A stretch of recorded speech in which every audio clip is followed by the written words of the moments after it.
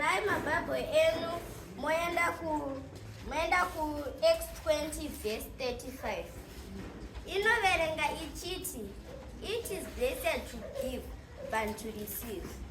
Mwari vanotipa zvinhu zvakawanda muupenyu hwedu. Clothes, shelter, food and money. Asi Mwari chavakakosha kutipa mwanakomana wavo Jesus.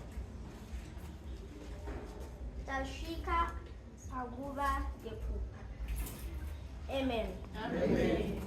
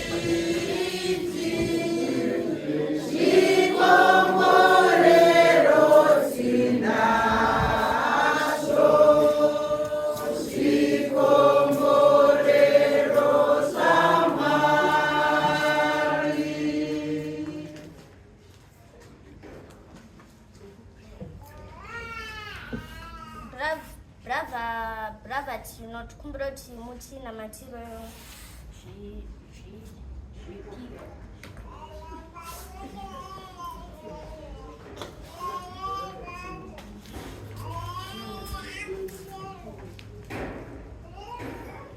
Ndakutendai Mwari nezvipo zvamatipa. Amen. Amen.